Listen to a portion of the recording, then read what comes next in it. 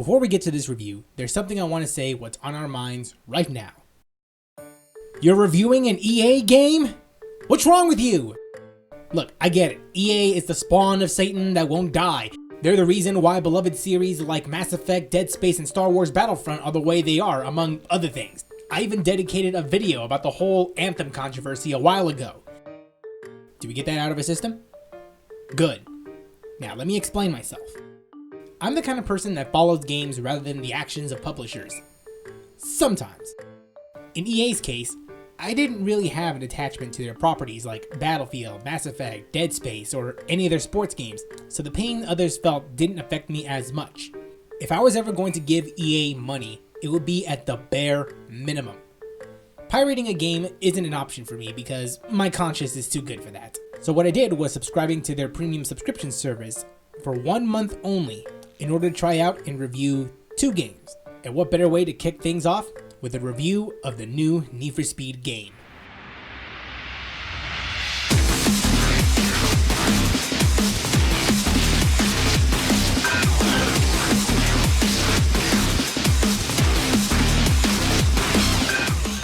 Need for Speed Heat is a new game in the long-running racing game franchise and the third entry in the reboot series that started in 2015. The Need for Speed franchise was known as the most commercially successful and critically acclaimed racing game series of all time. Since 2011, however, the series has seen a decline in critical reception, with the last entry, Need for Speed Payback, garnering mixed to negative reactions among critics and fans. Is Need for Speed Heat the game that would breathe new life into this 25-year-old franchise? Not exactly, but I believe it's a step in the right direction.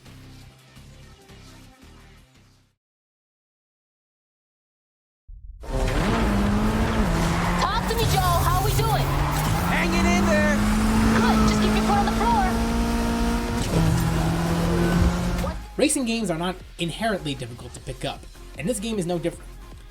This game falls under the arcade racing genre, which typically means real-world physics don't apply. The challenge comes from utilizing different vehicles for the appropriate event and skills. A new feature added to the series is the choice between racing in the day or the night, and each choice has their benefits and drawbacks. By day, the player participates in sanctioned races, time trials, drift challenges, and other activities in order to receive cash so they can spend it on new vehicles, upgrade parts, and customization items for cars and their player character. By night, the player participates in illegal street races in order to earn street cred, which acts as experience points in the game, while trying to stay away from the law. When you participate in these street races at night, expect law enforcement to fight back hard. While this mechanic was found in 2005's Need for Speed Most Wanted, it was the choice between day and night that makes Heat stand out more. I briefly talked about the Frostbite engine in my Anthem video, but for the sake of this review, I'll briefly explain it here. This game engine is capable of simulating weather, destruction, and lighting effects. While the destruction isn't to the level of Battlefield 4, players can run into trees, billboards, and certain obstructions with ease. As you're racing at high speeds, the rain hits hard against the screen, giving a windshield effect. The colors, graphics, lighting, and weather effects all blend together and offer a style that's fitting for the game. With that said, the style of this game isn't unique. A common criticism found in past Need for Speed games is the lack of an identity. Unfortunately, this game doesn't fully rectify that issue. Released in 2003, Need for Speed Underground captured the tuner culture and the street racing scene. What does this game have? Admittedly, something similar.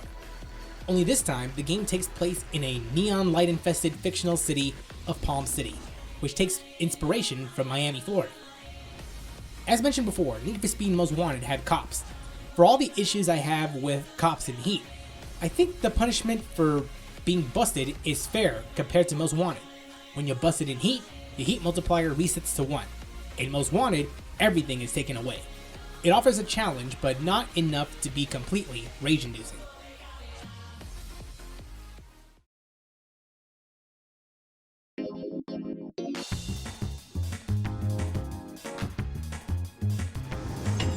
It's been up 5 minutes, and we already got hundreds of views.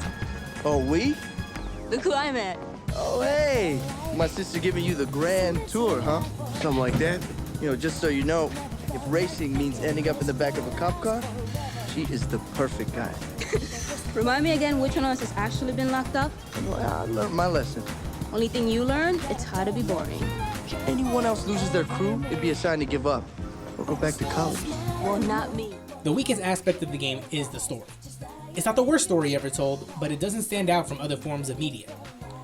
A special law enforcement team known as the High Speed Task Force are cracking down on illegal street races in Palm City during a special racing event.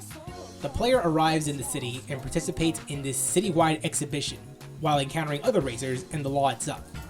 Street racing has no place on public roads. Mark my words, if you are out there, if you're engaging in this type of activity, we will find you. And if you think that you can get away by just hitting the gas, then you're in for a surprise. Because we are coming after you hard, and we are coming after you fast. Trust me, there is no escape. It should be noted that the Need for Speed series focuses on gameplay over story, and when a Need for Speed game contains story elements, it was either minimal or told poorly. In Need for Speed Heat's case, an attempt for storytelling was at least made, but it's nothing special. At first, I was a little reluctant to review this game. While I've heard about the franchise, I have only played Need for Speed Shift, the simulation racing game, and the Need for Speed reboot in 2015. With this inexperience, I can only review the game based on my limited knowledge of the series. However, just because I haven't played the extensive library of Need for Speed games doesn't mean I can't tell the difference between them.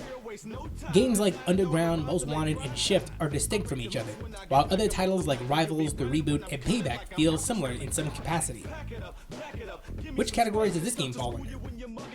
Well, Need for Speed Heat acts more like a greatest hits album, stringing together a collection of features and elements that made the franchise great. It's a style that, while familiar, feels distinct from prior entries. It doesn't reach the acclaimed heights once reached by prior games in the mid to late 2000s, but it's certainly one of the best Need for Speed games in a while.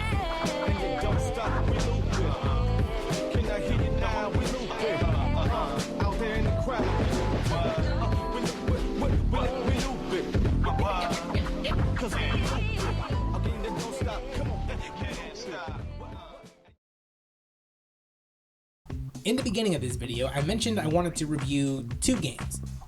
Need for Speed Heat was one of them, and the other was a game I was looking forward to, regardless of what I thought about EA. Hope you watch it when it's ready. But what do you think? Did you enjoy playing Need for Speed Heat? Leave your response in the comment section. If you enjoyed this video, leave a like and consider subscribing for more content. Until then, this has been Opez Gaming, signing out.